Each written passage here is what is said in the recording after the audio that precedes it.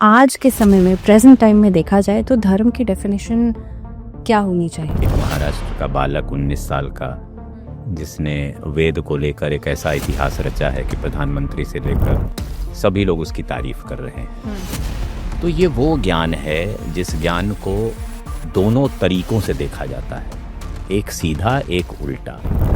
इंद्रेश उपाध्याय जी की भी हाल फिलहाल में शादी हुई है, समाज में आकर के, सांसारिक चीज़ों में आकर के, तो ये इसे कैसे देखा जाना चाहिए? धर्म गुरु का सबसे बड़ा कार्य है आचरण स्थापित करना। अब सवाल हो गया वो खुद ने क्यों नहीं आचरण स्थापित कर रहे हैं? लग्जरी गाड़ियों में घूमना, महंगे महंगे फ़ोन्स का इस्तेमाल करना और भी फॉरेन ट्रिप्स पर जाना। एक धर्म गुरु की जो गति होती है ना, वो खुद नहीं तय करता है। गति तय करता है उससे जुड़ने वाला भक्त। मैंने खुद श्री श्री रविशंकर जी को वैगन आर से आते हुए देखा है। लेकिन आजकल छोटे छोटे बच्चों को हम देख रहे हैं, खासतौर पे मैं अभिनव की बात करूंगी क्योंकि वो बहुत ट्रोल भी हुए पीछे। कुछ साल पहले बिहार के एक आईपीएस ऑफिसर साड़ी पहन के कृष्ण जी की आराधना कर रहे थे और ट्रोल हो गए, क्योंकि समाज को मूल तो पता है नहीं। मूल भाव है सखी भाव। सखी भाव में केवल एक ही पुरुष है, कृष्ण। निर्मल बाबा को यहाँ पे मैं कोट करूँगी, वो जिस तरीके की बातें कहा करते थे अपने भक्तों के आगे, ये समोसे की चटनी खा लो आपका काम बन जाएगा, आज ये कचौड़ी खा लो आपका काम बन जाएगा। धीरेन्द्र शास्त्री जी भी पर्ची निकाल करके, जाहिर सी बात है लोगों के मन में क्या चल रहा है वो बताते थे। अब ऐसे में सुहानी शाह ने भी उनको काउंटर किया कि भाई ये तो एक टेक्निक है।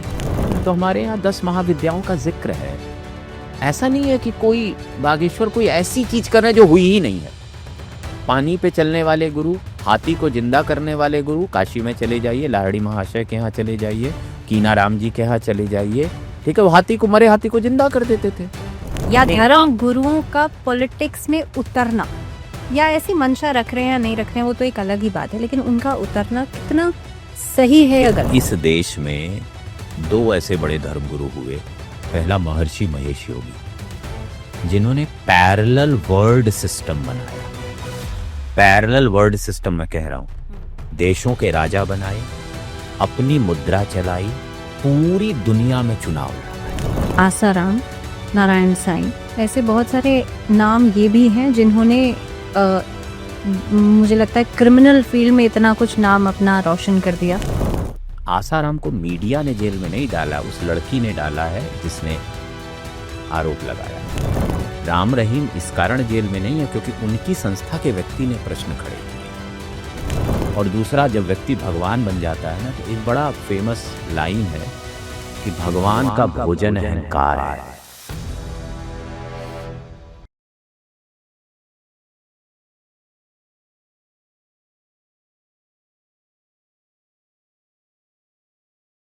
तो टाइम्स मंत्रा से जुड़े रहिए, आप चैनल को सब्सक्राइब कीजिए, वीडियोस को लाइक कीजिए और बेल आइकन को प्रेस करना मत भूलिएगा। आज मेरे साथ एक बहुत ही स्पेशल गेस्ट हैं, भव्य श्रीवास्तव जी हैं, जो कि सीनियर जर्नलिस्ट हैं और रिलीजन को बहुत ज़्यादा कवर करते हैं, अलग अलग रिलीजन्स को कवर करते हैं। सर, सबसे पहले तो स्वागत है आपका। धन्यवाद सर, क्योंकि धर्म में आपकी अच्छी खासी जानकारी है, ना सिर्फ हिंदू धर्म को, आप सारे ही धर्मों को कवर किया है आपने और आप बहुत अच्छे से समझते हैं। ऐसे में आज के समय में प्रेजेंट टाइम में देखा जाए तो धर्म की डेफिनेशन क्या होनी चाहिए? सबसे पहले तो मैं कहूँगा आप मुझे सर न कहें, आप भव्य कहें, और उसकी एक मूल वजह बताता हूँ, एकदम धार्मिक वजह बताता हूँ। हम अपने भगवानों को विष्णु कहते हैं, राम कहते हैं, कृष्ण कहते हैं, दुर्गा कहते हैं, न कोई जी लगाते हैं, न श्री लगाते हैं। तो नाम लेना हमारी संस्कृति में अधिकार के तौर पे दिया गया है, जिसे हम अंग्रेजियत कहते हैं कि जब हम कॉरपोरेट में जाते हैं तो किसी का नाम लेते हैं, लेकिन वो कहीं ना कहीं हमें हमारे धर्म से मिलता है। तो इस धर्म को इसी भाव से समझिएगा कि ये धर्म कितना मूल में जाकर आपको अधिकार देता है। हिंदू धर्म, जिसको माना जाता है कि करीब जो 5,000 वर्ष पुराना है, और अगर पौराणिक आधारों पे जाएंगी तो 1,96,000 साल पुराना धर्म कहा जाता है, जैसा पूरी शंकराचार्य जी अपने वक्तव्यों में कहते हैं। इसको फिर बाद में 4 युगों में बांटा गया, मनवंतरों में बांटा गया और भी कल्पों में बांटा गया। एक कल्प 10,000 वर्ष का होता है। और इसकी एक व्याख्या को बहुत ही विस्तृत तौर पे रखा गया। मूल जो ग्रंथ हमारे थे, वेद थे, उपनिषद थे, पुराण थे, शास्त्र थे। वेदों को ये माना गया कि उनकी रचना किसी व्यक्ति ने नहीं की, वो अपौरुषेय हैं। तो जैसे अभी हाल में आपने देखा होगा कि काशी में एक महाराष्ट्र का बालक 19 साल का, जिसने वेद को लेकर एक ऐसा इतिहास रचा है कि प्रधानमंत्री से लेकर सभी लोग उसकी तारीफ कर रहे हैं। तो ये वो ज्ञान है जिस ज्ञान को दोनों तरीकों से देखा जाता है, एक सीधा एक उल्टा। और इसीलिए हिंदू धर्म में बहुत बार ये कहा गया नेति नेति, यानी कोई भी चीज कहीं जाकर रुक नहीं जाती है। तो हर धर्म का अपना इतिहास है, जैसे हमारे धर्म का है, जिसमें ऐतिहासिक पहलू भी हैं और पौराणिक पहलू भी हैं। जब हम पुराणों की बात करते हैं, जब हम युगों की बात करते हैं, 4 युग जिसमें से हम कलयुग में जी रहे हैं, और हम ये भी चर्चा करते हैं कि भाई किस तरह हर युग में क्या क्या घटनाएं हुई। त्रेता को राम से जोड़ते हैं, द्वापर को कृष्ण से जोड़ते हैं। सतयुग एक ऐसा युग आया जबकि मानवों के बीच में एकदम बंधुता का भाव था, कोई पाप नहीं था। उस युग में कोई देवता प्रधान नहीं था। फिर कलयुग आता है, जो हम मानते हैं कि इसके अंत में विष्णु के एक अवतार का जन्म होगा, कल्कि अवतार का। और फिर ये दुनिया, उस समय इंसान की साइज कही जाती है शायद इतनी छोटी होगी। और अगर आप इसको बहुत गंभीरता से देखें तो ये सारी चीजें साइंटिफिक भी हैं, रेशनल भी हैं, और अगर आज जंजी के हिसाब से कहें तो रिडिकुलस भी हैं। ओके। तो हर किसी को समझने के लिए, क्योंकि जब तक हम किसी चीज को समझते नहीं है तब तक या तो उसे हम अपनी बुद्धि के पार मानते हैं, और अगर समझ जाते हैं तो फिर हम उसकी अगर तह में जाने की कोशिश करते हैं, तब वो चीज़ हमें पूरी तरह समझ आती हैं। आज जो युवाओं का रुझान धर्म के प्रति बढ़ा हुआ है, आज जो युवा धार्मिक जगहों पे जा रहे हैं, जिस भी वजह से जा रहे हैं, रील बनाने जा रहे हैं, फोटो खिंचाने जा रहे हैं, दर्शन करने जा रहे हों, या उस माहौल का हिस्सा बनने जा रहे हैं। जैसे अभी एक नया ट्रेंड भजन जैमिंग का आ गया। भजन जैमिंग इतनी बड़ी चीज हो गई है कि जो चीज कभी 1970 के दशक में इस्कॉन जैसी संस्थाएं कराया करती थी, हरे रामा हरे कृष्णा नाम की जैमिंग, और उस समय के हिप्पीज उसको करने आते थे। तो आज की ये जो कल्चर है उसको क्या है ना, वो अपनी आइडेंटिटी को लेकर बहुत कंफ्यूज्ड है। दूसरा, जब वो किसी भी ऐसी जगह जाता है कि जहाँ पे वो समाज या कम्युनिटी या अपने तरह के लोगों से मिल पाता है, वहाँ भी वो आइडेंटिटी को लेकर बड़ा कॉन्शियस रहता है। हाथ में कौन सा मोबाइल है, कैसे वस्त्र पहने हुए हैं, किस तरह का जाम पी रहा है। क्योंकि इन्फ्लुएंसर्स का ज़माना है ना, और ऐसे में धर्म गुरु आज के समय में एक बड़े इन्फ्लुएंसर्स बन गए हैं। इंद्रेश उपाध्याय जी की अभी हाल फिलहाल में शादी हुई है। इंद्रेश उपाध्याय जी की कई सारी ऐसी रील्स भी वायरल हो रही हैं जिसमें उन्होंने कहा कि भाई मैं ऐसे समारोह में जब जाता हूँ तो मुझे सांसारिक जब भी ये चीज़ें दिखती हैं तो मैं उनसे दूर रहना ज़्यादा पसंद करता हूँ। लेकिन वहीं पर जयमाला को लेकर के भी उन्होंने कुछ टिप्पणियाँ की थी। लेकिन आज की तारीख में इंद्रेश उपाध्याय जी ने जब खुद विवाह किया तो वो सारी सांसारिक वस्तुएं वहाँ मौजूद थीं और वो खुद उस प्रक्रिया को करते हुए नजर आए। ऐसे में एक धर्म गुरु एक मैसेज देते हैं जनता को, उनके फॉलोअर्स को, और कहीं न कहीं पे एक एक वो सेट कर देते हैं कि भाई आपको ऐसा करना चाहिए, ऐसे नहीं करना चाहिए। लेकिन जब वो खुद उसी चीज़ को करते हैं, समाज में आकर के, सांसारिक चीज़ों में आकर के, तो ये इसे कैसे देखा जाना चाहिए? देखिए, आपके सवाल में उत्तर है समाज में आकर। समाज होता क्या है? समाज इकाइयों से बनता है। समाज की एक इकाई होती है परिवार। इंद्रेश जी एक धर्मगुरु हैं, कथावाचक हैं, पर इसके अलावा वो एक बेटे हैं, भाई हैं, ठीक है, और इसके अलावा बहुत सारे और रिश्तों में हैं, और एक दामाद भी अब हो गए हैं किसी के। तो जब समाज में दो इकाइयों का मिलन होता है तो कुछ सामाजिक परंपराएं बनी हुई हैं, आज से नहीं बनी, सदियों से बनी हुई है। विवाह की परंपरा, विवाह को करने का क्रम भी बना हुआ है। आपने और चीजें नहीं ध्यान दी, इंद्रेश जी ने शादी कब की? इंद्रेश जी ने दिन में शादी की। हिंदू धर्म ये नहीं कहता है कि आप रात्रि में शादी करें, क्योंकि अगर आप बर्थडे रात को 12 बजे मना लेते हैं तब तो बर्थडे, इसका मतलब आप मान रहे हैं दिन बदल गया। लेकिन शादी आप रात को 2:30 बजे करते हैं। तो इस पहलू को समझिए कि इंद्रेश उपाध्याय एक एक पारिवारिक इकाई के सदस्य हैं, जिनका एक स्त्री, एक लड़की या कन्या से विवाह तय होता है। दो परिवार वहाँ इन्वॉल्व होते हैं, परिवारों की अपनी इच्छाएं होती हैं, और हम आप जैसे लोग जो मीडिया से आते हैं इस चीज़ को बेहतर समझते हैं कि हम जब शादी करने जाते हैं तो हम भी कहते हैं हम दहेज नहीं लेंगे, लेकिन हम बारात ले आएंगे। तो इस चीज को समझना होगा कि इंद्रेश जी धर्मगुरु हैं, वे अपनी बातों में जो बातें कहते हैं 100% वो बातें वो उनकी नहीं होती है, वो शास्त्रों और पुराणों की होती हैं या गीता की होती हैं। और धर्मगुरु का सबसे बड़ा कार्य है आचरण स्थापित करना। अब सवाल हो गया वो खुद नहीं क्यों नहीं आचरण स्थापित कर रहे हैं? इसका जवाब सीधा सा ये है कि ये लोग वैष्णव परंपरा में एक इस तरह की परंपरा सदियों से विकसित हो गई है जिसमें गृहस्थ आश्रम को बहुत प्रमुखता से जगह दी जाती है। गृहस्थ आश्रम में प्रवेश करने के अपने नियम हैं। एक बहुत बड़े कथावाचक हुए हमारे देश के डोंगरे जी महाराज, गुजरात से आते थे, बिना संगीत के कथा करते थे। और उनका एक किस्सा सोशल मीडिया पे बड़ा वायरल है कि उनकी पत्नी की जब मृत्यु हो गई तो वो ऋषिकेश में थे और उस समय उन्होंने उनके साथ कोई मुंबई के सेठ थे, तो उन्होंने कहा कि मेरी पत्नी की मृत्यु हो गई और मेरे पास तो पैसे ही नहीं है, मैं उसका अंतिम संस्कार कैसे करूं? तो सेठ ने कहा कि हम कर देते हैं, हमें आप आज्ञा कर दी। कह नहीं नहीं, आप क्यों करोगे, पत्नी तो मेरी है। तो उन्होंने कहा एक काम करो, उसके गले में मंगलसूत्र होगा, उस मंगलसूत्र को बेच दो, उससे जो पैसे आए उससे अंतिम संस्कार कर लेते हैं। अच्छा।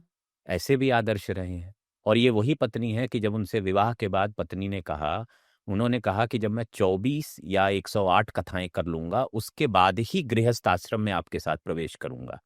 शादी तो मैंने आपसे कर ली है क्योंकि मेरे परिवार ने मुझे कहा है और मेरी वो नैतिक जिम्मेदारी है कि परिवार नाम की संस्था को मैं आगे बढ़ाऊं। आपने कहा कि ज़ाहिर सी बात है, सांसारिक चीज़ों में इंसान तब जाता है क्योंकि और ज़िम्मेदारियाँ और रिस्पॉन्सिबिलिटीज़ भी होती हैं। वो नहीं चाहेंगे तो सामने वाला चाहेगा, उनका पार्टनर चाहेगा। लेकिन लग्ज़री गाड़ियों में घूमना, महँगे-महँगे फ़ोन्स का इस्तेमाल करना और भी फ़ॉरेन ट्रिप्स पर जाना, इन चीज़ों से तो परहेज़ किया जा सकता है क्योंकि यही तो वो एक ऐसे लग्ज़रियस चीज़ें हैं ना जिसका मैसेज वो जनता को देते हैं। 1893 के करीब स्वामी विवेकानंद पहली बार अमेरिका गए। 3 दिन पार्क में सोते थे, 1 दिन 5 स्टार में खाना खाते थे, 4 दिन किसी के घर रहते थे, 1 दिन कहीं सड़क पे सोना पड़ जाता था। एक धर्मगुरु की जो गति होती है ना, वो खुद नहीं तय करता है। गति गति तय करता है उससे जुड़ने वाला भक्त। और ये बात धर्मगुरु कई बार साफ कर चुके हैं कि भैया ये मेरा नहीं है। उसने मर्सिडीज भेजी कथा में बुलाने को, हम बैठ के चले गए। मैंने खुद श्री श्री रविशंकर जी को वैगन आर से आते हुए देखा है, नीदरलैंड एयरपोर्ट पे अपना सामान खुद उठाते देखा है, खुद चेक इन करते देखा है।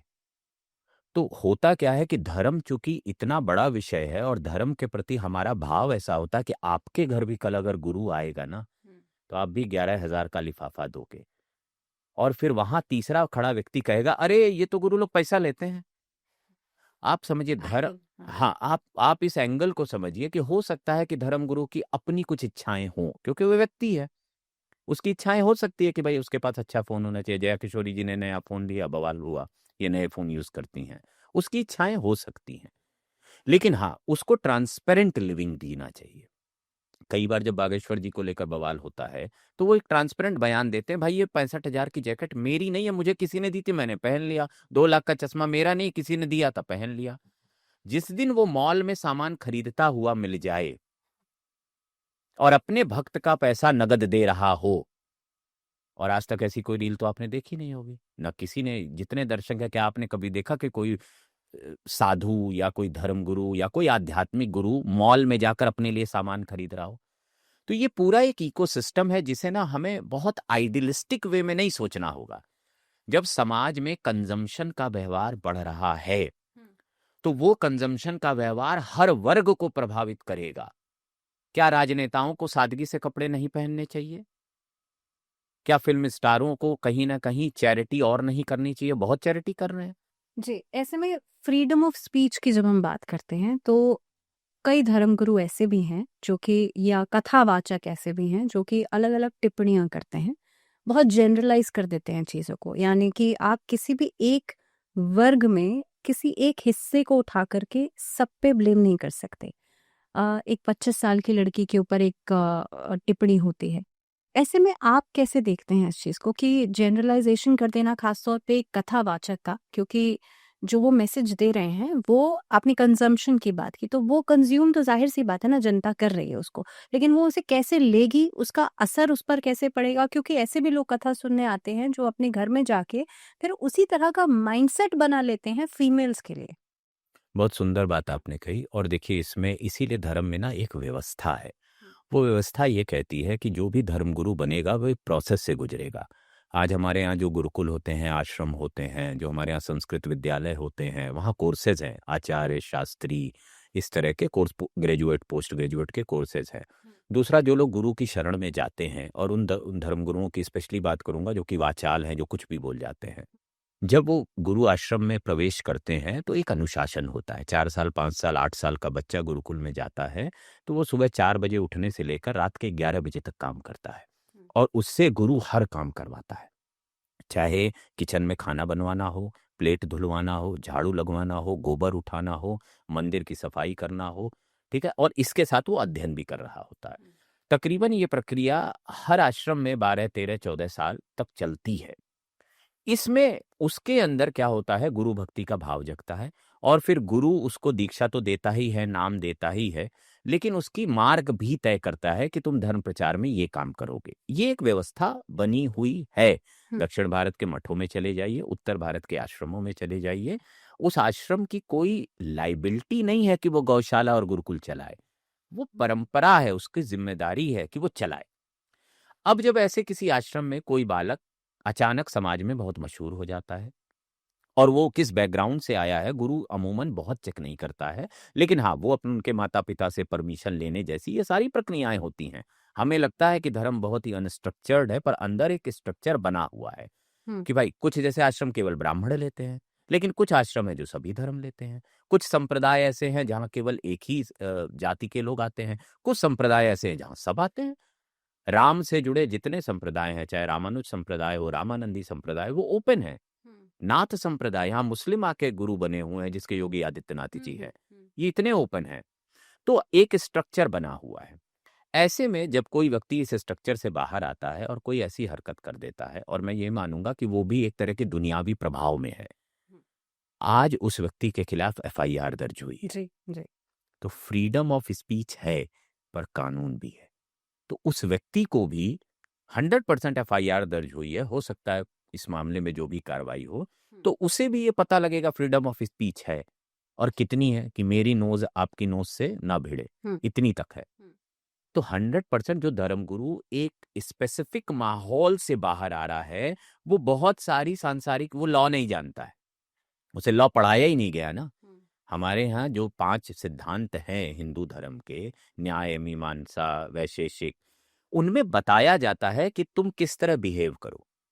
हम कई बार चाणक्य की बात करते हैं और कहते हैं चाणक्य ने जो किताबें लिखी, या मनुस्मृति की बात करते हैं, तो मनुस्मृति में राजा को उसके कार्य बताए जाते हैं, जनता को भी उसके कार्य बताए जाते हैं। तो ये चीजें हैं, लेकिन जरूरी नहीं है कि एक धर्मगुरु एक आश्रम में सब कुछ पढ़ लेगा।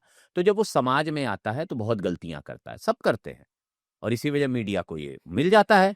आपने यहाँ पे एक स्ट्रक्चर की बात की, क्योंकि जैसे ही आप धर्मगुरु या कथावाचक या उस स्टेज पर होते हैं कि आप अपने नाम के आगे आचार्य लगा देंगे, तो वो आपको एक स्ट्रक्चर से गुजरना पड़ेगा। लेकिन आजकल छोटे छोटे बच्चों को हम देख रहे हैं, खासतौर पे मैं अभिनव की बात करूंगी क्योंकि वो बहुत ट्रोल भी हुए पीछे। और वो, क्योंकि मुझे लगता है ट्रोलिंग का कारण ये भी रहा कि वो अपने इमोशंस को बहुत ज़्यादा, वो सही है गलत वो तो बाद की बात है, लेकिन अपने इमोशंस को बहुत ज़्यादा ऑन कैमरा दिखाते हैं कि भाई अगर भगवान गणेश के साथ अगर वो कुछ बात कर रहे हैं या रो रहे हैं, वो ऑन कैमरा बहुत ज़्यादा दिखाते हैं। अब ये सही कहा जाए इसे या गलत कहा जाए, उसके बाद कई सारे महंगे महंगे फ़ोन्स और उनके और भी क्लिप्स कई सारी वायरल हुई। तो क्या किसी बच्चे के ऊपर इतना बर्डन डाल देना, ये कितना ठीक है? कुछ साल पहले बिहार के एक आईपीएस ऑफिसर हम्म। साड़ी पहन के कृष्ण जी की आराधना कर रहे थे और ट्रोल हो गए, क्योंकि समाज को मूल तो पता है नहीं। मूल भाव है सखी भाव। वृंदावन का हर संप्रदाय सखी भाव से प्रभावित है। सखी भाव में केवल एक ही पुरुष है, कृष्ण। हरिदासी परंपरा, हरिवंशी परंपरा, निम्बार्क परंपरा, वल्लभ कुल की परंपराएं, ठीक है, इससे बने हुए सप्त देवालय, गौड़ीय मठ, इन सब में सखी परंपरा का प्रभाव है। आज प्रेमानंद जी को लेकर बहुत सारे लोग बात करते हैं, वो भी सखी परंपरा के हिमायती हैं उसमें। और राधा राधा इसीलिए करते हैं, राधा का पूरा प्रादुर्भाव सखी परंपरा का मूल है कि केवल एक पुरुष है कृष्ण, बाकी सब स्त्रियां और उसकी प्रेमिकाएं हैं। तो मैं पुरुष भाव में भले हूं। और केवल आपकी जानकारी के लिए बता दूं, राम कृष्ण परम, और मैं आपके उत्तर पे आऊंगा, मैं इधर उधर नहीं ले जाऊंगा जनता को, मैं एकदम अभिनव पे आऊंगा, ठीक है, क्योंकि मैं तो उसे व्यक्तिगत भी जानता हूं। तो मैं ये कह रहा हूं कि रामकृष्ण परमहंस जो कि माँ काली के भक्त हुए, उन्होंने एक समय में सखी परंपरा में प्रवेश किया, कृष्ण के भक्त हुए, और ऐसा उदाहरण मिलता है कि उन्हें मासिक होने लगा, यानी मेंस्ट्रुअल साइकिल एक पुरुष को होने लगा जिसने ये मान लिया कि मैं स्त्री हूं, और उनके स्तनों का विकास होने लगा। तो आप सखी परंपरा को समझिएगा।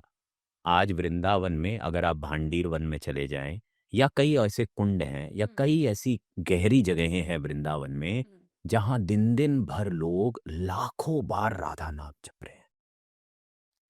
और हमारा मानव शरीर चूंकि विचार से ही चलता है, तो जब आप किसी के प्रति इतना आसक्त हो जाते हैं तो वो प्रवृत्तियां आपके शरीर में दिखने लगती हैं। हमारे समाज में कई बार कहते हैं इस पुरुष में नारित्व तो ज्यादा दिखता है, इस नारित्व में पुरुष ज्यादा दिखता है। ऐसा होता है क्योंकि वो हो सकता है कि उसके पास कोई ऐसी पावर आ गई है कि वो उसको शो करना चाह या चाह रही है। तो इस तरह के भाव जब समाज के सामने आते हैं, और जब वो आईपीएस साहब मंदिर में या कहीं भी जाके नाच लगे तो उनका पूरा मजाक उड़ाया गया, पूरा।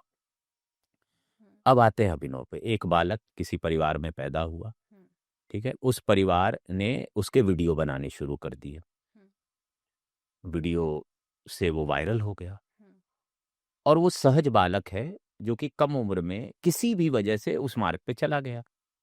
अब चूंकि उसका मजाक उड़ने लगा, ट्रोल होने लगा कि ये तो इसके पिता ने किया है, ये तो सारा। लेकिन उस बालक को समझने की कोशिश किसी ने नहीं की। भले पिता ने किसी मार्ग पे डाला हो, भले हो सकता उसके वीडियो बना के पिता ने डाले हो, लेकिन उस बालक की मनस्थिति क्या है? क्योंकि धर्म की ओर कोई तो ले जाएगा, या तो पूर्व जन्म के संस्कार ले जाएंगे, या तो किसी कुल में पैदा हुआ बच्चा, जैसे आज जो गृहस्थ परिवार हैं धर्म में, उनमें बच्चा पैदा हुआ, वो कथावाचक बनेगा, वो मंदिर का आचार्य बनेगा, वो गोसाई बनेगा, गोस्वामी बनेगा, ये तय हो जाता है। और जो धर्म में बाहर से आने वाले लोग हैं, चाहे विष्णुप्रिया बच्ची हो, और थोड़ा पीछे ले जाऊं तो देवी चित्रलेखा, पुंडरीक महाराज, संजीव कृष्ण ठाकुर, ये सारे वो लोग हैं जो कि बालकाल से कथा कर रहे थे, तब किसी ने मखौल नहीं उड़ाया। तो मेरा मानना है कि अगर किसी बालक में ऐसी प्रवृत्ति का विकास हो रहा है और माँ बाप को प्रवृत्ति दिखती है और वो उसको बढ़ावा देते हैं, तो यहां तक तो बिल्कुल गलत नहीं है। लेकिन अगर उसमें नाटकीयता है तो समाज का ये अधिकार है कि वो उस नाटकीयता पे प्रश्न उठाए। अब ये उस बालक को तय करना है कि क्या वो सही तरीके से धर्म के मार्ग पर चल के, संस्कृत का अध्ययन करके, किसी गुरु की शरण में जाकर, किसी संस्था से जुड़कर धर्म प्रचार करना चाहता है या नहीं। क्योंकि अगर शुरुआत की जर्नी बहुत इजी लग रही है फेमस होने की, तो बाद की जर्नी बहुत कठिन होगी।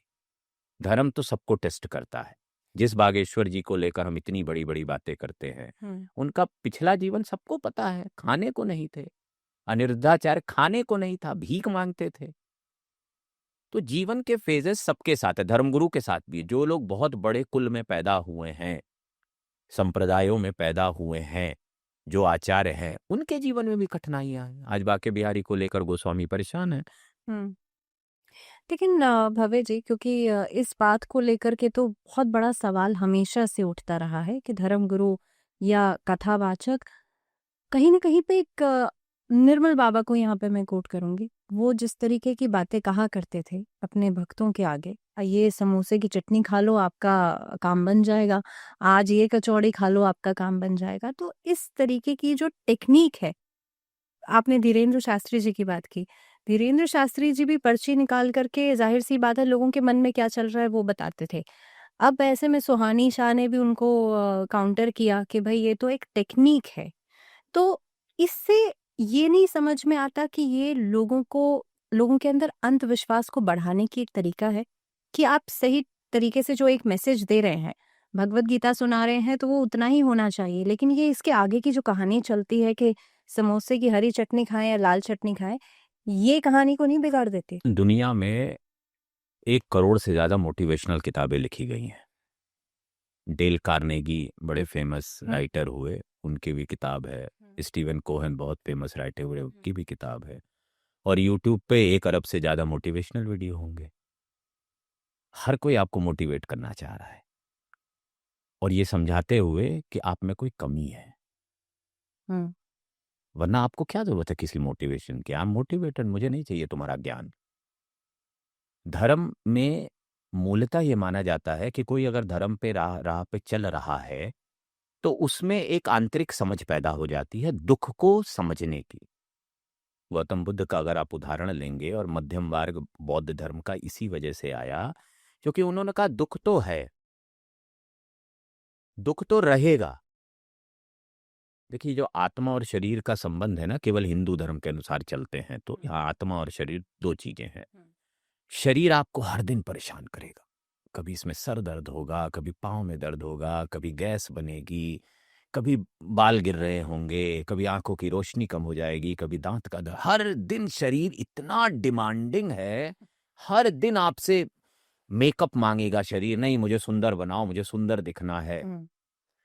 पर जो पीछे आत्मा है ना, वो इतनी डिमांडिंग नहीं रहती है।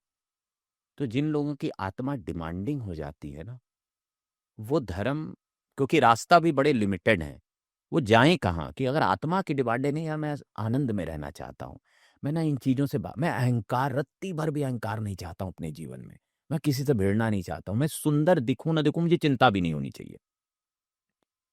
तो ऐसे लोग भक्ति के मार्ग पर या धर्म के मार्ग पर आकर करते हैं। अब आता है दुख। दुख की समझ 100 में 90 लोगों को नहीं होती है, सुख की समझ भी नहीं होती है, और दोनों बराबर चल रहे होते हैं। तो ये दुख निवारण जो इंडस्ट्री है ना, खुल के कह रहा हूँ, करोरी बाबा हूँ बागी, तो वो लोग, उनको ये लगता है कि दुख मेरा कोई काट दे। गुरु को ये लगता है कि अगर इसका दुख काट देंगे तो हो सकता है ये धर्म के मार्ग पे आ जाए, क्योंकि वो एक और पर्चा बनाएंगे और दूसरी ओर राम कथा भी करेंगे। तो उसे ये लगता है कि भाई मुझे कोई सिद्धि अगर बजरंग बली ने दी है, और हमारे यहाँ अगर आप शास्त्रों के अनुसार या प्राचीन ग्रंथों के अनुसार जाएं तो हमारे यहाँ 10 महाविद्याओं का जिक्र है। ऐसा नहीं है कि कोई बागेश्वर कोई ऐसी चीज कर रहे हैं जो हुई ही नहीं है। पानी पे चलने वाले गुरु, हाथी को जिंदा करने वाले गुरु, काशी में चले जाइए, लाहड़ी महाशय के यहाँ चले जाइए, कीनाराम जी के यहाँ चले जाइए, ठीक है, वो हाथी को, मरे हाथी को जिंदा कर देते थे। और छोड़िए, मणिकर्णिका घाट के ठीक बगल में सतुआ बाबा का आश्रम है, उनके गुरु जी के आश्रम, मणिकर्णिका घाट के ठीक बगल में उनके गुरु जी के आश्रम के सामने से किसी उद्योगपति की शव यात्रा गुजर रही थी। उसकी पत्नी आती है आश्रम में और महाराज जी से कहती है कि महाराज जी आशीर्वाद देती है। महाराज जी कहते हैं सौभाग्यवती भव। कहते हैं महाराज जी पति तो मर गया, आप कैसे सौभाग्यवती भव में रहूंगी? कहते हैं लाश को लाओ। अच्छा। और लाश को लाके ऐसे कुछ वो करते हैं और वो आती जीवित हो जाता है। तो संतों के जो शब्द रहे हैं, और हम चूंकि आज संतों को आज के संतों से समझ रहे हैं, तो इनके पास कुछ तो था ना।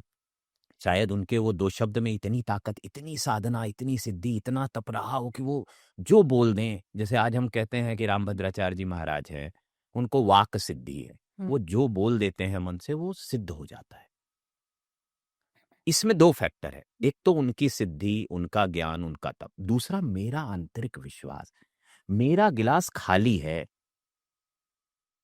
और उधर से अगर पानी आएगा तो ये भरेगा। तो यहाँ पे इसीलिए हमेशा ये कहते हैं ये संबंध ना बड़ा विचित्र है, भगवान से आपका जो संबंध है वो बहुत विचित्र है। यहाँ आप में कितनी तड़प है, यहाँ आप में कितना ज्यादा विश्वास है, आप कितना ज्यादा समर्पित हैं, इससे बहुत सारी चीजें घटती हैं। जो लोग मंदिरों में जाते हैं, सिद्ध मंदिर बहुत सारे देश में हैं, और मानते हैं यहाँ जानने से कि मेरी मुराद पूरी होती, मैं जो मांगता हूँ भगवान दे देते हैं। तो यानी दोनों ओर का जो कनेक्शन है ना, वो बैटरी के 2 पॉइंट जैसा है वो। भव्य जी, आप मंदिरों की बात कर रहे हैं, मंदिरों पर ही मैं यहाँ पे अगला मेरा सवाल या चर्चा आप कह लीजिए, क्योंकि मंदिरों में जहाँ पे गोवर्धन पर्वत की जो परिक्रमा लोग करते हैं, जब दंडवत परिक्रमा करते हैं, तो एक असीम श्रद्धा और असीम विश्वास होता है कि भई मेरी मनोकामना पूरी हो गई। ऐसे ही अलग-अलग मंदिरों में, काशी का आपने नाम लिया। लेकिन आज के समय पर आप काशी मंदिर में जाएँगे तो एक बाबा वहाँ से निकल कर के आते हैं, आपको मुट्ठी में आपके रुद्राक्ष पकड़ाते हैं और कहते हैं ₹500 निकालिए। वहीं पर मंदिर में दर्शन करने के लिए आस-पास से लोग आते हैं और अलग-अलग मंदिरों की मैं बात कर रही हूँ। चाहे बांके बिहारी चले जाइए, आप ₹500 दीजिए, आपको वीआईपी दर्शन हो जाएँगे। यहाँ तक कि प्रसाद के लिए तो मेरा खुद का एक्सपीरियंस रहा है कि प्रसाद अगर आपने इतने रुपए का चढ़ाया, तो आपको वापस प्रसाद मिलेगा और अगर आपने इतने पैसे दिए, तो मुझसे खुद कहा गया कि आपने पैसे नहीं दिए, आपको यहाँ से बाहर नहीं निकाला जाएगा। तो ये जो एक अलग ही मैं कहूँगी कि स्कैम है, क्या कहेंगे आप इसे? अब इसकी 2 व्याख्याएँ हैं। पहले व्याख्या तो एक शब्द की है, कलयुग है। दूसरी व्याख्या क्या है कि सिख धर्म में जैसे दशवंध की एक परंपरा है हुँ, कि 10% आदमी धर्म को देता ही है कमा के। हुँ। हिंदू धर्म में भी ऐसी दान की लेकिन ना भव्य जी, ये वो धर्म को कमा के अपनी श्रद्धा से दे रहा है, अपने उसका जितना बजट है उससे दे रहा है। लेकिन यही वो लगा देना, वो तो देखिए दान पेटी में जितना इंसान डालेगा वो उसकी अपनी श्रद्धा है। लेकिन ज़बरदस्ती लेना, तो जबरन लेना, मैं वहीं हाँ। पे आ रहा हूँ कि पहले क्या है ना, समाज की एक जिम्मेदारी होती थी कि हुँ, हमारे दादा वादा ना एकदम तय धर्म करते थे, हुँ, तीर्थ पे जाते थे, तय था उनका, वहाँ रिकॉर्ड तक रहता था। आप पुरी चले जाइए, हरिद्वार चले जाइए, वहाँ पे रिकॉर्ड रहता था कि मैं इस तीर्थ क्षेत्र में इस दिन से इस दिन तक आया, मैंने अपने मामा जी का ये अंतिम संस्कार किया, ये हुँ, किया, वो किया। तो वो एक जिम्मेदारी के तौर पे धर्म को ले रहे थे, हमारे ही बाप दादा ले रहे थे, कोई बहुत ज्यादा पीछे जाने की जरूरत नहीं है, ठीक है, पीछे। तो वो ज़िम्मेदारी ऐसी थी कि जब समाज का हर वर्ग धर्म के लिए अपना अंशदान कर रहा था। कमरे बनवा रहे थे आश्रमों में अपनी माताजी के नाम, प्याऊ लगवा रहे थे। हुँ, बड़े उद्योगपति घराने मंदिर बनवा रहे थे, धर्मशाला बनवा रहे थे, कंबल बँटवा रहे थे, कर रहे थे। धीरे-धीरे धर्म में जब मैं ये कहूँगा कि नए विचारों का प्रवेश हुआ, स्पेशली ग्लोबलाइज़्ड विचारों का प्रवेश हुआ हुँ, और जब धर्म गुरु आध्यात्मिक गुरु बन गया, ये एक ट्रांज़िशन है दरअसल। मैं पर्टिकुलरली ये मानता हूँ कि भारत में रहने वाला व्यक्ति जो परिवार में रहता है, उसे कोई तनाव दबाव नहीं होता है। मेरी पत्नी घर पे खाना बनवाती हैं, खुद नहीं बनाती हैं, खाना बनवाती हैं। हुँ, मेरे कपड़े प्रेस होके मुझे मिलते हैं। मैं घर पे जाता हूँ, बच्चों से प्यार करता हूँ। मेरे ऊपर कोई संकट आ जाए, मेरा पूरा परिवार खड़ा हो जाता है। मेरे खाते में पैसा हो ना हो, मेरे चाचा, मेरे मामा सब आ जाते हैं। तो मुझे कौन-सा तनाव है? अनटिल अनलेस मैं ज़बरदस्ती तनाव पैदा कर लूँ कि मेरे जीवन में कमियाँ हैं। तो जब वेस्टर्नाइज़्ड थॉट्स हमारे लाइफ में आए ना, तो मेरा मानना है कि बहुत सारे आध्यात्मिक गुरुओं ने ये जो stress, anxiety, relationship, success, insomnia, ये हमारे जीवन पे लाद दिया। हमारे धर्म या भारत की खूबसूरती थी कि हमें 2, 4, 5 वर्ड दिए गए थे जिनमें हमारा पूरा जीवन निपट जाता था। हुँ। कर्म, भाग्य, नियति, प्रारब्ध, ठीक है? ऐसे 4-5 शब्द हैं जिनको और डिटैचमेंट। डिटैचमेंट, ठीक है? भगवान श्री कृष्ण ने हमेशा से यही सिखाया। हाँ, हुँ, तो वो बुद्धा ने भी सिखाया उसी जी, तरह। जी। तो मेरा ये कहना कि हमें तो ये मिला होता, चलो यार कोई बात नहीं हुआ, नहीं हुआ, भाग्य नहीं था, किस्मत नहीं थी, नियति नहीं थी, प्रारब्ध नहीं था, हुँ, कर्म मेरे वैसे नहीं रहे होंगे। हम इनमें जीवन बिता रहे थे। हुँ, फिर अचानक हम पे लाद दिया, तुम्हें तो स्ट्रेस है, तुम्हें तो एंग्ज़ायटी है, हुँ, तुम्हारा तो रिलेशनशिप ठीक नहीं है, तुम तो सक्सेसफुल नहीं हो, तुम्हें इनसोम्निया है, तुम्हें नींद नहीं आती है। ऐसे में हमें ये लगा कि यार हम में कमी है कहीं, और वो कमी अब दूर कैसे होगी? तो चलो कोर्स करते हैं। हुँ, कोर्स से तो भगवान मिलना नहीं था।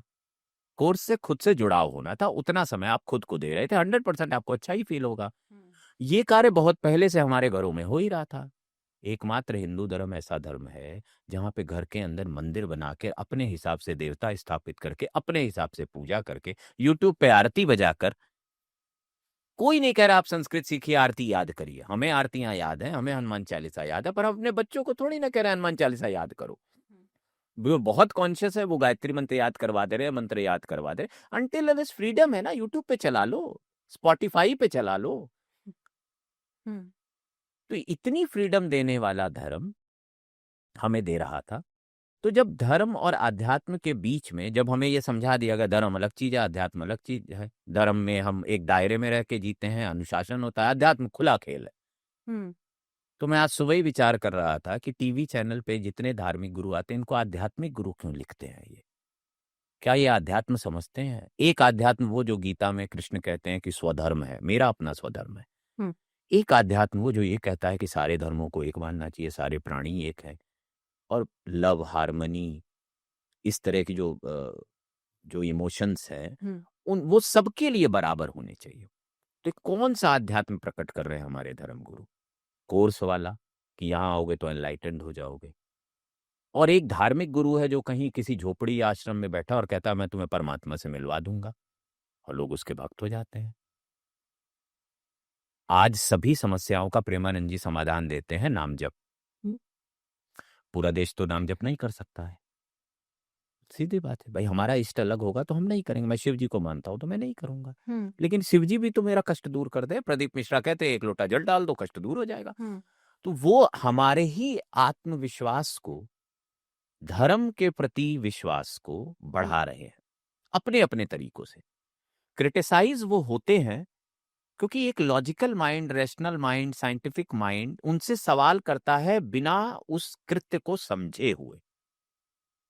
आप उस कृत्य को थोड़ा पहले समझ लीजिए कि अगर मैं किसी शिवलिंग पे जल चढ़ाता हूं तो उसका फायदा क्या होता है, और क्या वो मुझे हो सकता है एक तरह का अटैचमेंट देता हो सकता है मेरे अंदर एक तरह की फीलिंग क्रिएट करता हो कंप्लीशन की, हो सकता है वो जल संरक्षण का कोई मुहिम हो। तो अभी हमें ना धर्म के बहुत सारे आयामों को व्यवहारिक तौर पे समझने की जरूरत है। शास्त्रीय तौर पे समझने के लिए तो बहुत वक्त चाहिए, उतना समर्पण चाहिए। व्यवहारिक तौर पे समझ लीजिए। यानी कि आप ये कह रहे हैं कि लोग लॉजिक को बिना समझे भेड़ चाल में कूद जाते हैं, जो आसपास के स्वाभाविक कहते है हैं। ना हाँ भाई, लोग पिज्जा खा रहे हैं तो आप भी खा रहे हैं। हम्म पिज्जा खाने के लिए क्या मैंने गूगल पे रिसर्च की क्या कि मैं पिज्जा खाऊं? कौन करता है भाई? मेरे आसपास के लोग पिज्जा डोमिनोज का खा रहे हैं तो मैं भी खा रहा हूँ। आसपास के लोग जीन्स पहन रहे हैं, मैं भी पहन रहा हूँ। आसपास के लोग 1 लाख की घड़ी लगा रहे हैं, मैं भी पहन रहा हूँ। तो हम इसीलिए इसीलिए क्या ये जब मुस्लिम आई लव मोहम्मद लिख देते हैं तो जो हिंदू हैं वो आई लव महादेव लिख देते हैं, क्योंकि ये भेड़ चाल का हिस्सा है? क्यों लिख देते हैं? क्या ये प्रोपेगेंडा है? क्यों आपको अपने धर्म को इस तरह प्रदर्शित करना है कि मैं धार्मिक हूं, ये बताना पड़े? नहीं, क्योंकि आप वही बात आ गई ना भाई कि मैं बिना कह रहा लॉजिक के, बिना हाँ, तो सोचे जब समझे। आई लव मोहम्मद लिखा जाता है तो 2 धड़े खड़े होते हैं। एक कहता है कि नहीं लिखना चाहिए। ऐसा नहीं है, मुस्लिमों में नहीं वो विमर्श का विषय बनता है। क्यों लिख रहे हो भाई? हमारा अल्लाह है, मुझसे प्यार करते हैं। हमारे मोहम्मद है, हम उनसे प्यार करते हैं। हम्म तो हमें वो ये भेड़चाल करनी ही क्यों है? लेकिन चूंकि धर्म के, मैं एकदम शुरुआत में मैंने कहा था कि धर्म को प्रदर्शित करने के तरीके बदल रहे हैं। सामाजिक तरीका, सांस्कृतिक तरीका, राजनीतिक तरीका, और भी जितने तरीके हो सकते हैं सब बदल रहे हैं। पहनावे का तरीका, खान पान का तरीका, रंगों का तरीका, हरे रंग को इससे जोड़ दिया, सैफरन को इससे जोड़ दिया। तो जितना हम इसको इस तरह से देखेंगे धर्म को खांचों में, उतनी हमारी हमारी समस्याएं बढ़ने वाली है कि हम एक मुस्लिम पे कभी यकीन ही नहीं कर पाएंगे। और ये समाज की बहुत बड़ी समस्या है। तब हम मान ही नहीं पाएंगे कि ये इंसान है, और तब हम यही मानेंगे कि ये जो पुजारी है ये भ्रष्ट है। ये भी बता रहे, इस खांचे की केवल इतनी दिक्कत नहीं है कि पुजारी पैसा लेकर क्यों दर्शन करा रहा है। मैं जगन्नाथ मंदिर गया, मुझे भी अजीब लगा, हर कोई पैसे मांग रहा है। तो मैंने पूछा क्यों, चीफ पुजारी से पूछा क्यों। कहे भवी जी 27,000 पंडा है यहाँ पे। कोविड के दौरान भी हमने सरकार से पैसे नहीं लिए, थोड़ी मदद ली क्योंकि कोविड के दौरान मंदिर पूरा बंद रहा। 27,000 पंडों को हर दिन की आजीविका चाहिए। समाज ने जिस तरह से पहले समाज देता था, समाज ने देना बंद कर दिया। जब देना बंद कर दिया तो हमने मांगना शुरू कर दिया, और जब मांगना शुरू कर दिया तो हम फिर आदती हो गए इसके। तो आज हमें लगता है कि दिन भर में 1,000 रुपए कमाने हैं या 10,000 रुपए कमाने हैं। तो ये लोभ है, और ये भगवान इस लोभ को बहुत अच्छे से समझ रहा है। रोचक यही है। क्योंकि उस जगह पे बैठ करके जब ये वाला तरीका अपनाया जाएगा तो कहीं ना कहीं पे सही गलत तो साफ नजर आता है। वो नजर आता है, और हाँ। ऐसा थोड़ी ना कि समाज देख नहीं रहा है। देखिए, कोई भी व्यवहार बदलने में वक्त लगता है। आज नारियों के प्रति सोच का जो व्यवहार है समाज में, हम्म। आज इसी हरियाणा में अब कई खापों ने ऐसे ऐसे रूल्स पास कर दिए हैं जो हम अभी 10 साल पहले तक सोच नहीं सकते थे। भव्य जी, बंगाल की बात करते हैं। बंगाल में धर्म को कैसे देखते हैं आप? देखिए, बंगाल के मूल में आज हम मानते हैं कि काली माँ है, दुर्गा माँ के अवतारों की पूजा हो रही है। लेकिन बंगाल का जो मूल है ना, वो है वैष्णव धर्म से। चैतन्य महाप्रभु वहां से 15वीं शताब्दी में आते हैं। हम्म।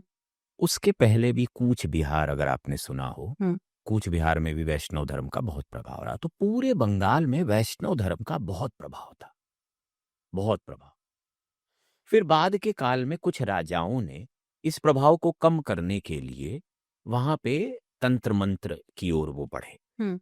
कई वजहों से बढ़े, ऐतिहासिक रेफरेंसेस हैं इसके। और धीरे धीरे बंगाल का समाज उधर बढ़ता गया, जैसे बलि प्रथा, इस तरह की चीजें आज समाज भी दी जाती है आज भी दी काली जाती है, मंदिर में। बिल्कुल दी जाती है।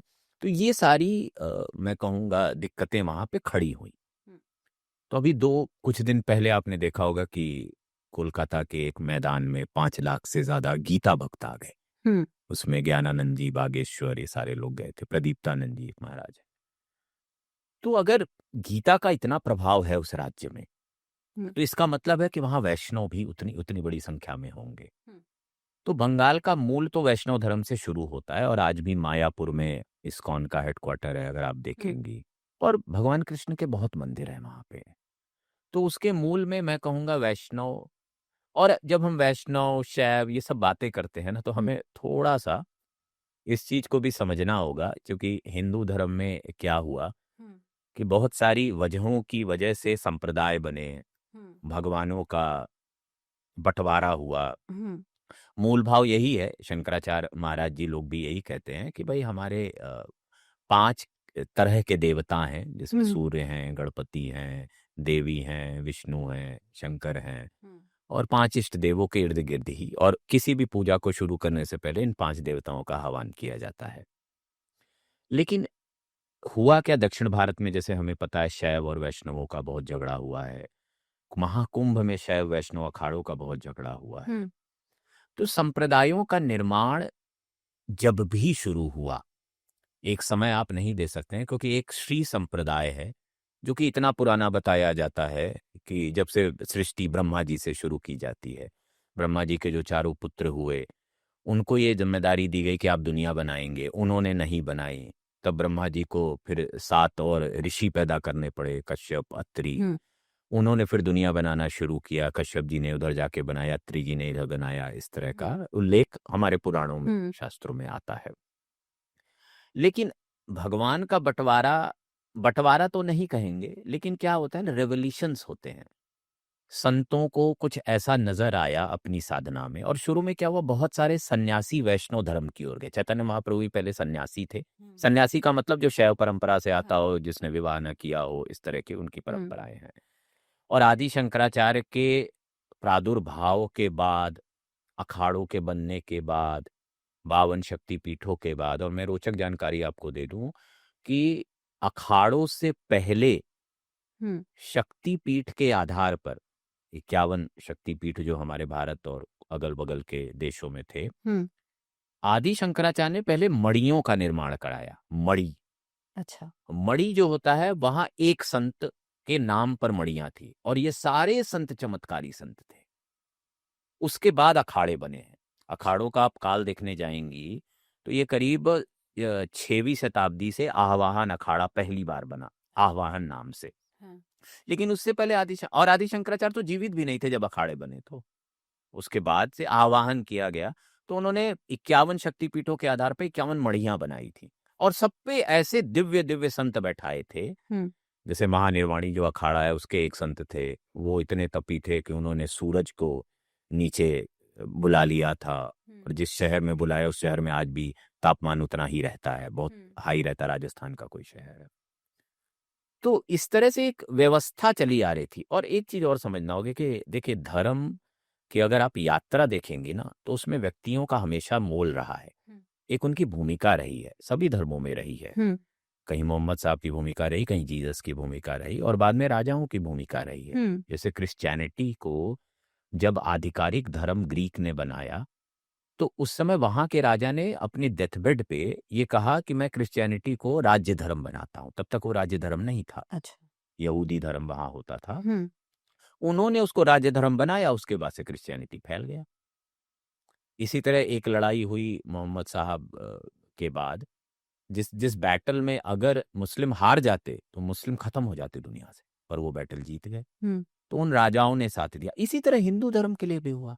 चंद्रगुप्त का किस्सा हो, या पहले के राजाओं द्वारा गुरुओं को दी जाने वाली सुविधाएं, गुरुकुल की, जमीन की, गाय की, उन सब सेवाओं के कारण धर्म का विस्तार हुआ।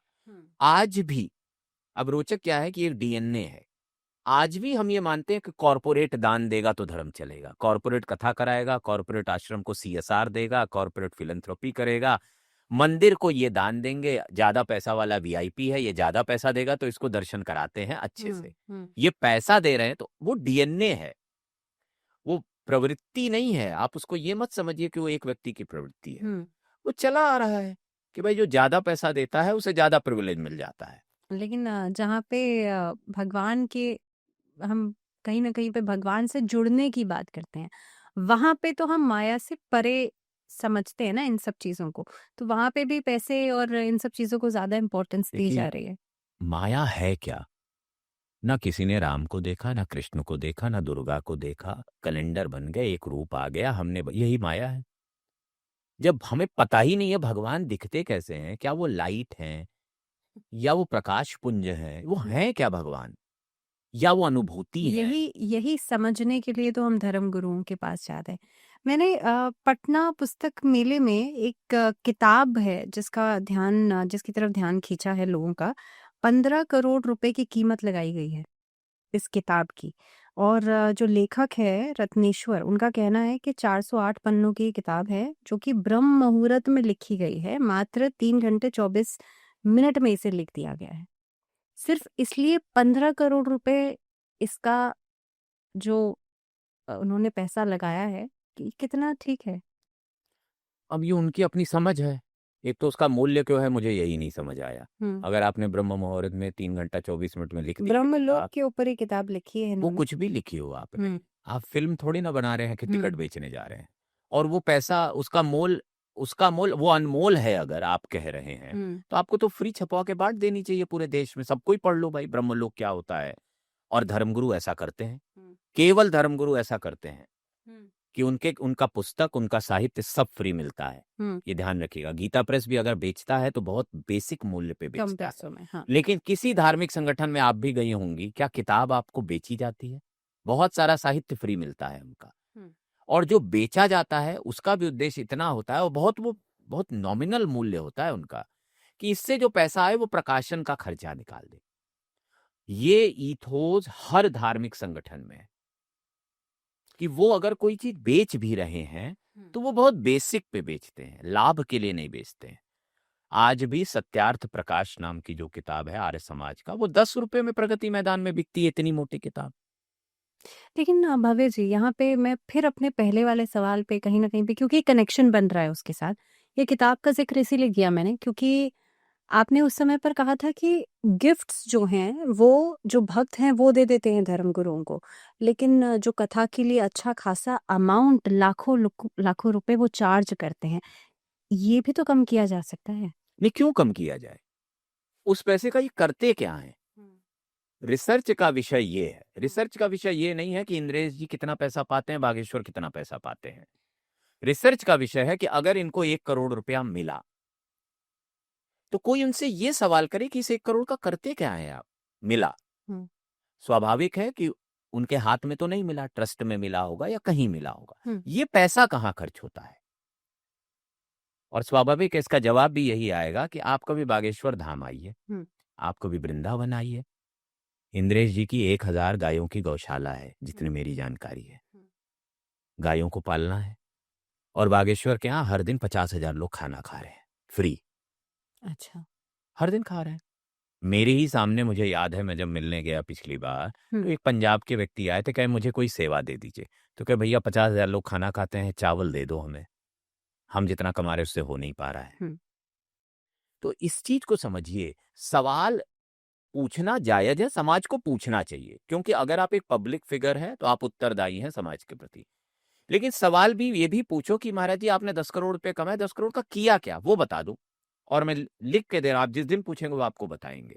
आप कहेंगे महाराज जी आप इसका हिसाब वेबसाइट पे डालो ट्रांसपेरेंसी के लिए, और ऐसा स्वामी रामदेव जी ने एक बार किया है।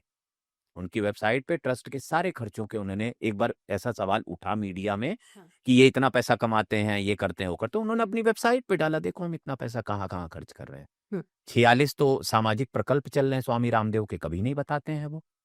केदारनाथ में आर्मी में जो लोग मर जाते हैं उनकी बच्चियों को पढ़ाते हैं। हरिद्वार में शंकर आश्रम चलाते हैं, जहां पे करीब 300 कमरे फ्री रहने को देते हैं, क्योंकि संत बताना नहीं चाहता है। एक्चुअली ये भी एक डीएनए है कि जो संत सामाजिक कार्य कर रहे हैं, पेड़ लगाने से लेकर जेलों में योग सिखाने से लेकर, या वृद्धाश्रम चलाने से लेकर गौशाला उनको लगता है यही तो मेरी ड्यूटी है। और शायद ये भी है कि बताएंगे तो कहेंगे लोग के अच्छा, प्रोपेगेंडा चला रहे हैं। आप प्रोपेगेंडा चला रहे हैं। और जब वो बताने लगते हैं तब एक और रोचक पहलू, सदगुरु अगर 41 या 42 रुपए का पेड़ लगवाते हैं, 3 करोड़ पेड़ लगा देते हैं कावेरी किनारे मान लीजिए, तो भाई समाज देने को तो तैयार है ना। समाज ने तो कभी प्रश्न नहीं किया कि आप पेड़ क्यों लगा रहे हैं, आपका ये कार्य नहीं है। तो उनका ये कहना ठीक है ये मेरा कार्य नहीं है, पर जिसका कार्य है वो तो सही से नहीं कर रहा है ना। और मैं कई बार इस चीज को रखता हूँ, कई बार जब मैं कॉरपोरेट से मिलता हूँ जो धर्म के लिए कुछ करना चाहते हैं देश में, तो मैं उनको यही समझाता हूँ कि आप 1 रुपया अगर किसी एनजीओ को देते हैं तो वहां पे ऑपरेशनल कॉस्ट 35 रुपए का है, यानी 65 ही रुपया गरीब उस व्यक्ति तक जा पाता है जो नीडी है। लेकिन अगर 1 रुपया आप धार्मिक संगठन को देते हैं तो वो 1 रुपया पहुंचा देता है, क्योंकि उसके इतने वॉलंटियर्स काम करने को तैयार हैं कि वो पैसा नहीं मांगते, वो सेवा भाव से कर देंगे। उल्टा वो 1 रुपया उसमें हो सकता है डाल दे। अक्षय पात्रा का यही मॉडल है। आज वो 22 लाख बच्चों को डेली खाना खिलाता है, सरकार से 5 साढ़े 5 रुपया लेता है और खुद 5 साढ़े 5 रुपया डालता है, और उससे जो खाना बनता है वो 22 लाख बच्चे खाते हैं। अगर अक्षय पात्रा के पास और पैसे हो सकता है सरकार से पैसे ही ना ले। तो ये भावना भी समझनी चाहिए।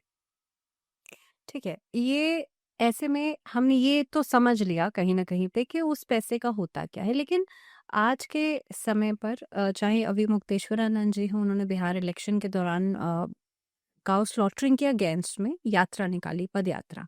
वहीं पर धीरेन्द्र शास्त्री जी ने भी अभी पदयात्रा की। आपको यहाँ पे पॉलिटिकल एंगल नहीं दिखता खूब कि पॉलिटिक्स है, हाँ, लेकिन पर किस तरह का पॉलिटिक्स है? स्पिरिचुअलिटी या नहीं, धर्म गुरुओं का पॉलिटिक्स में उतरना, या ऐसी मंशा रख रहे हैं या नहीं रख रहे हैं वो तो एक अलग ही बात है, लेकिन उनका उतरना कितना सही है या गलत? इस देश में 2 ऐसे बड़े धर्मगुरु हुए। पहला महर्षि महेश योगी, जिन्होंने पैरेलल वर्ल्ड सिस्टम बनाया। पैरेलल वर्ल्ड सिस्टम मैं कह रहा हूं, देशों के राजा बनाए, अपनी मुद्रा चलाई, पूरी दुनिया में चुनाव लड़वाए।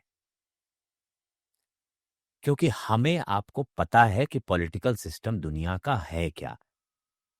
ये पॉलिटिकल सिस्टम करप्ट सिस्टम है, जहां व्यक्ति के पास इतनी पावर है कि वो कुछ भी कर सकता है। तो ये पावर उसे दी किसने? लोगों ने। लोगों ने कहा तुम मेरे लिए पॉलिसी बनाओ, तुम मेरे लिए नियम बनाओ, तुम मेरी बीमारियां दूर करने के लिए अस्पताल बनाओ, हम तुम्हें टैक्स देंगे। तो अगर किसी धर्मगुरु को ये लगता है कि ये एब्सोल्यूट पावर अगर किसी संस्था के पास है तो उसके ऊपर नकेल कौन कसेगा? तो धर्मगुरु ये उदाहरण हमेशा देते रहते हैं कि भाई पहले राज सत्ता धर्म सत्ता के अधीन होती थी, धर्म गुरुओं से ज्ञान लेती थी। अब तो लेती नहीं, अब जरूरत ही नहीं है, अब तो बार्टर है। तो जब वो नहीं लेती है तो धर्मगुरु को लगता है यार ये अब मोदी जी तो हमारी सुनेंगे नहीं, चलिए अभी मुक्तेश्वरानंद जी का केस लेते हैं, तो मैं क्या करूं, और मुझे गौहत्या बंद करानी है। तो जहां चुनाव हो रहा है, जहां आग जल रही है, वहां तापने का मजा है, या वहां दीपक जलाने का वहां दीपक जलाने का मजा। तो उनको लगता है कि अगर ये चार्ज्ड माहौल है और इसमें कोई मुद्दा अगर मैं उठा ले गया और वो जनता के बीच में चला गया, तो हो सकता है इससे मेरा वाला काम हो जाए। तो इस चीज को समझना होगा। कई बार हम देखते हैं धर्मगुरु शादी में जा रहे हैं, अंबानी जी की शादी में जा रहे हैं, तो हमें लगता है कि ये तो लोकप्रिय होने जा रहे हैं, ये तो पैसे के कारण जा रहे हैं। और हो सकता है उसी में किसी एक धर्मगुरु गुरु की मंशा हो, यार गौशाला खोलनी, हो सकता है अंबानी जी पैसा दे दें। इसमें बुराई क्या है? मुझे तो कोई बुराई नहीं दिखती है भाई। आपने समाज से पैसा कमाया, वो व्यक्ति समाज को वापस देना चाहता है, और अगर आपके बीच में चैनल बन जाता है तो बुराई तो नहीं दिखती है। लेकिन हाँ, इसको देखने के नजरिए पे सोचना होगा। लेकिन एक और नज़रिया ये भी है कि ऐसे बहुत सारे धर्मगुरु, आसाराम, नारायण साईं, ऐसे बहुत सारे नाम ये भी हैं जिन्होंने अ, मुझे लगता है क्रिमिनल फील्ड में इतना कुछ नाम अपना रोशन कर दिया। या ऐसे लोगों को कैसे डिफरेंशिएट किया जाए कि कौन सही है और कौन गलत है? यानी कि आप जब कोई भी भक्त जाता है तो वो तो आंख बंद करके ही जाता है ना, एक अंधा विश्वास करके जाता है कि जो भी कथावाचक कह रहे हैं, जो भी धर्मगुरु कह रहे हैं वो बिल्कुल सही ही होगा, क्योंकि ये मुझे अध्यात्म का रास्ता, मुझे स्पिरिचुअलिटी का रास्ता दिखा रहे हैं, लेकिन वो तो रास्ता कहीं और ही जा रहा होता है। ऐसे में वो डिफरेंशिएट कैसे किया जाए? देखिए, बहुत मूल है। एक तो व्यक्ति को भगवान मत बनाइए। व्यक्ति व्यक्ति है, उसकी अपनी सीमाएं हैं, हम्म। उसकी अपनी समझ है। इस दुनिया में कोई व्यक्ति नहीं है जिसके पास सारा ज्ञान हो, सारे प्रश्नों के उत्तर हो।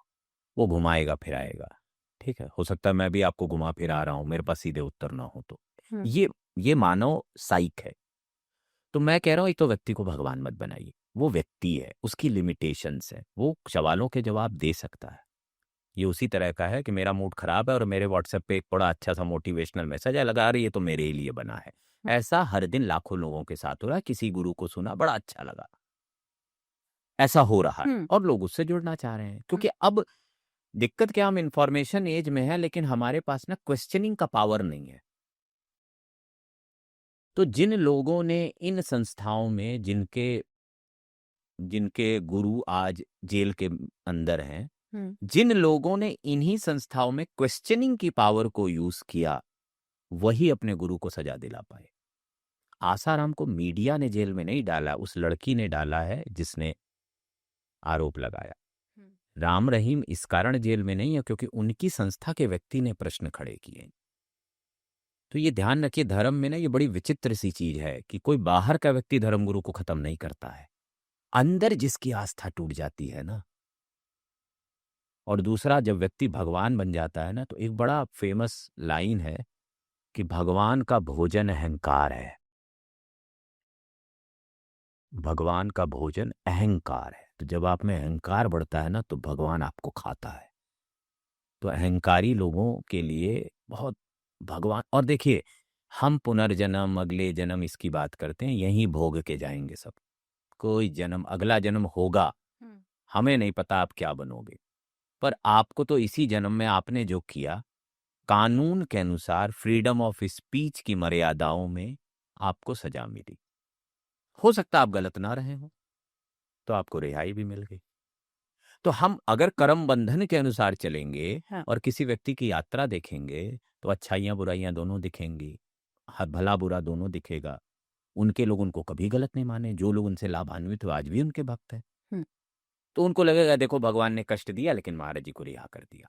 तो समाज में ना बहुत तरीकों से सोचता है। हाँ, अपना अपना देखने का एक अलग सबका एंगल है, हाँ, माइंडसेट है। सब ऐसे में वंदे मातरम बंकिम नाथ चैटर्जी ने लिखी, और उसमें आज के टाइम में हम सिर्फ 2 ही स्टैंजास उसके पढ़ते हैं, क्योंकि ऐसा कहा है मोदी जी ने कि बाकी के स्टैंजास में, और ऐसा है भी कि बाकी के स्टैंजास में सनातन को बहुत ज्यादा प्रेस किया गया। लेकिन उस समय पर जो पहले के लीडर्स थे, उन्होंने मुस्लिम कम्युनिटी को अपीज करने के लिए वो स्टैंजास हटा दिए गए। मैं इस पे कोई कमेंट नहीं करूंगा। मैं कमेंट करूंगा आनंद मठ पे। हम्म। मुझे नहीं पता कितने लोगों ने आनंद मठ पढ़ी है। में आनंद वो स्टैंजास हैं। आनंद मठ में हम्म। नागा सन्यासियों के संघर्ष का जिक्र है, हम्म। जिसके परिप्रेक्ष्य में ये लिखी गई। हम्म। ये जो कविता है, कविता है। ये उसमें हिंदू धर्म के सन्यासियों द्वारा विद्रोह करने की घटना का जिक्र है, वो कहानी है। तो अगर उसमें सनातन का जिक्र है तो बिल्कुल होगा, क्योंकि जब वो कथानक ही वही है कि हिंदू धर्म के सन्यासी ब्रिटिश हुकूमत के खिलाफ विद्रोह कर रहे हैं और गीत गा रहे हैं, तो बिल्कुल होगा। अब वो क्यों हटा, कहाँ हटा, किसने राजनीति की, अपीस किया नहीं पीस किया, मुझे नहीं पता। वो किताब लेकिन एक धार्मिक भावना को प्रस्तुत करती है। उसमें एक कथानक है, आनंद मठ कोई भी पढ़ता है, इसमें कोई कंट्रोवर्सी नहीं है। हम्म, वहीं रविन्द्रनाथ टैगोर जी ने जो लिखा हम्म, वो बिल्कुल अलग रचना है, वो पूरे राष्ट्र की रचना, हर प्रदेश वहां आता है। हम्म, तो दो अलग चीजें हैं जिनको दो वजहों से अपनाया गया है।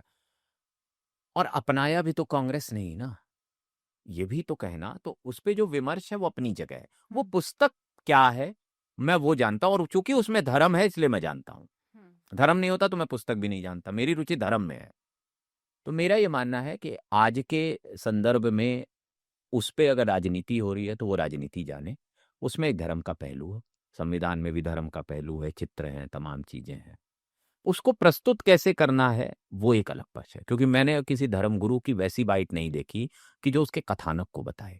आनी चाहिए थी, हो सकता है बहुत लोगों ने पढ़ी ही ना हो। एक और दिक्कत है, बिना पढ़े लिखे वाली जो दिक्कतें हैं ना, वो हर समाज में है।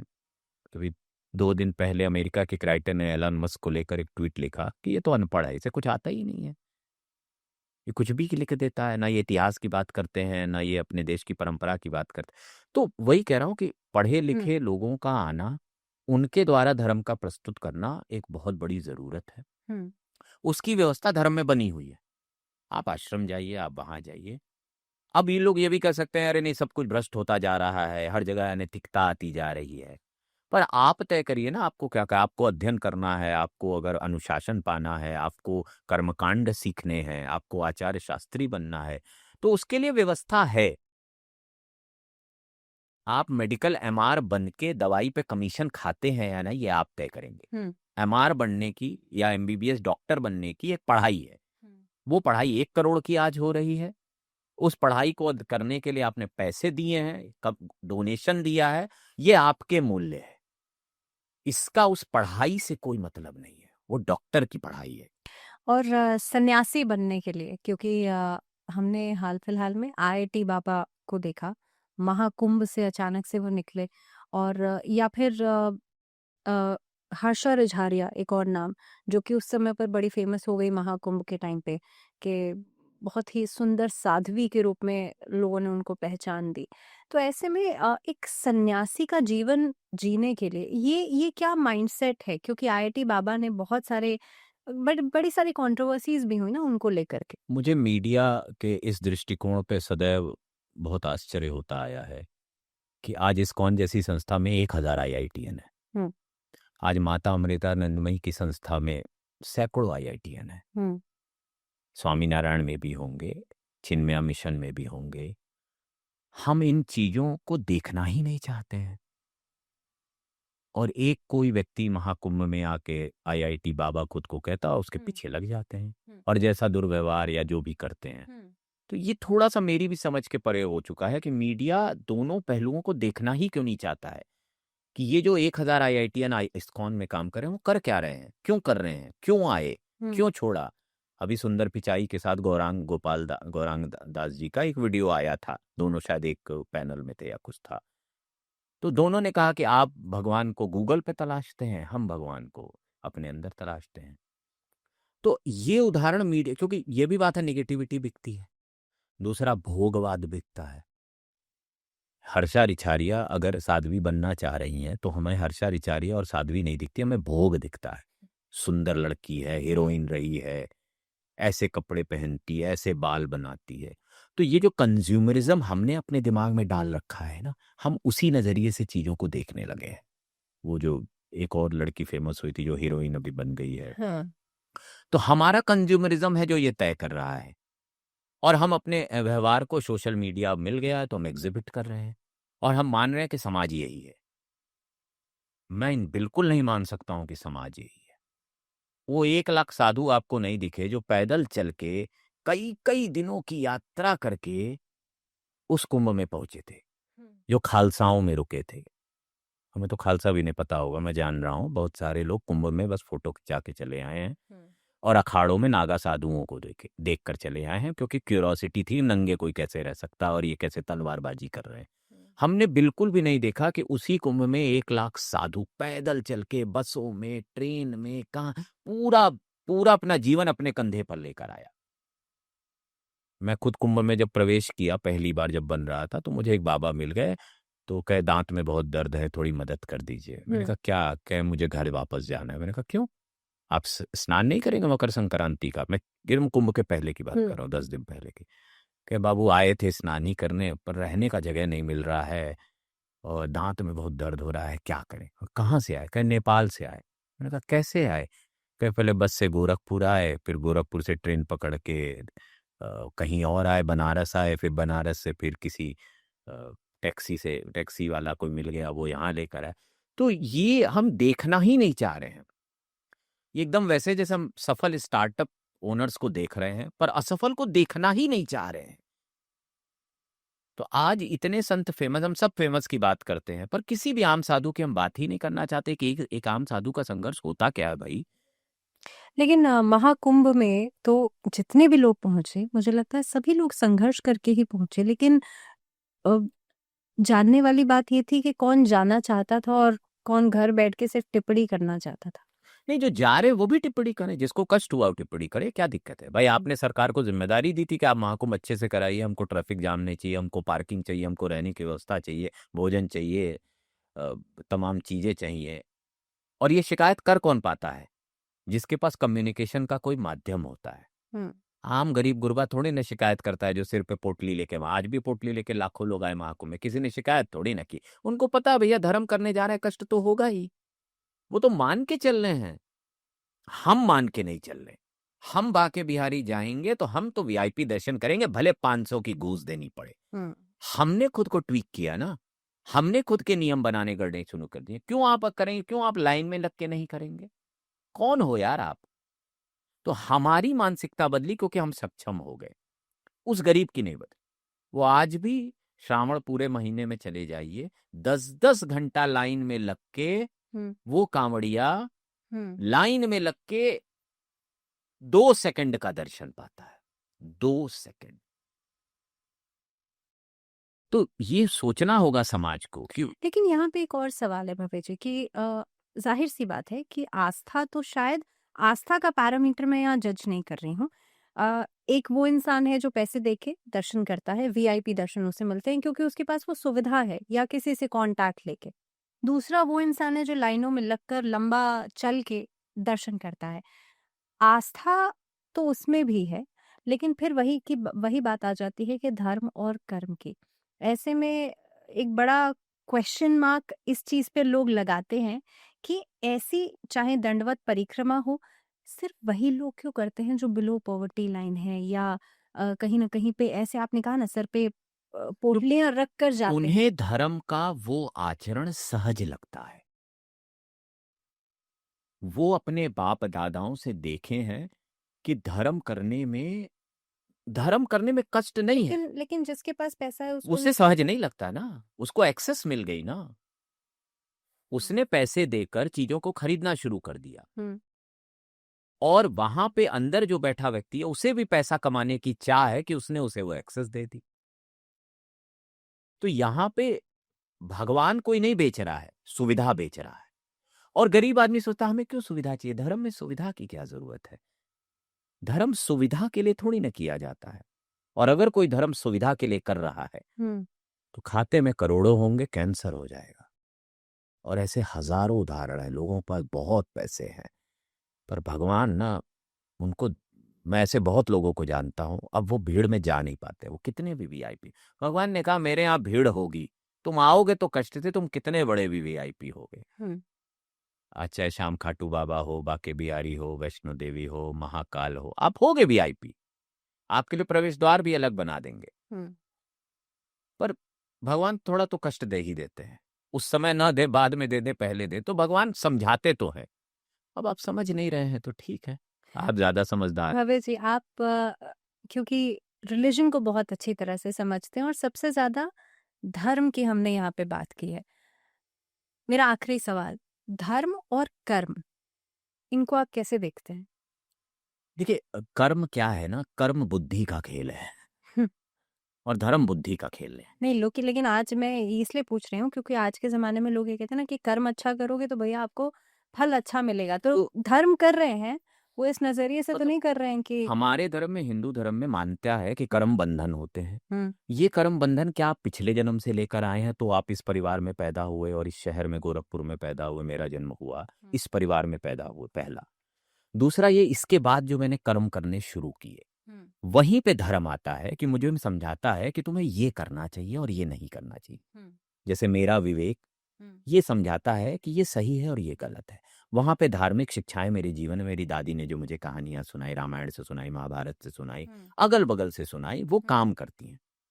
फिर आचरण आता है। फिर मेरे परिवार ने मुझे सिखाया, ऐसे आरती करते हैं, ऐसे पूजा करते हैं, ऐसे ये करते हैं, ऐसे वो करते हैं, ब्राह्मण का भोग निकालते हैं, ब्राह्मण जी को ये देते हैं। तो वहां से संस्कारों का प्रवेश हुआ। अब ये सब करने के बाद जब मैं अपनी जॉब में आता हूँ, वहां से मैं कर्म करना शुरू। इसके पहले कर्म कहाँ करते हैं? इसके पहले तो चल रहा होता है, सीख रहे होते हैं। कर्म करने के बाद फिर हम देखते हैं, हम चोरी करते हैं, हम जीवन में आगे कैसे बढ़ते हैं, और उसी से तकरीबन लाइफ का पैटर्न सेट होता जाता है। हर व्यक्ति के जीवन का पैटर्न होता है। आप पलट के अपना जीवन देखेंगे तो आपको लगे हाँ ये तो पैटर्न थे, मैंने ये नौकरी इस तरह छोड़ी और ऐसी 5 नौकरियां इस तरह छोड़ी, मैंने इस तरह का मेरा एक संबंध बना और इस तरह के 5 संबंध बने, तब तक। तो यहीं पे आप कर्म अपने बना रहे होते हैं और आपके कर्मों में आपके संस्कारों का रिफ्लेक्शन बहुत सारे रिफ्लेक्शंस होते हैं। लेकिन इसमें अब बाहरी प्रभाव बहुत आ गया। अब पहले हम बहुत सशक्त होते थे, पहले हम ये समझौता नहीं करेंगे भले मेरी नौकरी चली जाए। अब क्या, हम बहुत समझौतावादी हैं। भव्य जी, एक आखिरी सवाल मेरा पूछने का मन इसलिए कर गया क्योंकि आपने अब की बात कर दी। जेनजी धार्मिक है या नहीं, ये सवाल जेनजी ना कैसे? एक्सपीरियंशियल है, वो एक्सपीरियंस चाहता है। अगर उसे धर्म अच्छा एक्सपीरियंस देगा तो वो बिल्कुल धर्म करेगा। जेनजी टेस्टिंग करता है चीजों की। आज ही के टाइम्स ऑफ इंडिया में स्नैपचैट का एक बहुत बड़ा ऐड है। मैं सुबह पढ़ रहा था उसे, मुझे बड़ा इंटरेस्टिंग ऐड लगा वो, फ्रैंकली कहूँ। जेनजी को आपको एक्सपीरियंस देना होगा। अगर वो भजन जैमिंग में आज जा रहा है, अगर वो केदारनाथ जा रहा है, रील बना रहा है, अभी वो व्लॉगिंग कर रहा है, क्योंकि व्लॉगिंग उसका एक्सपीरियंस है, सेल्फी उसका एक्सपीरियंस है। भजन जैमिंग में उसको लगता है कि हम एक नॉन कमिटल सोसाइटी में बैठे हुए हैं, जमीन पे हम सब बराबर हैं, हम सब एक ही भजन गा रहे हैं जो वो डांस फ्लोर पे करता है।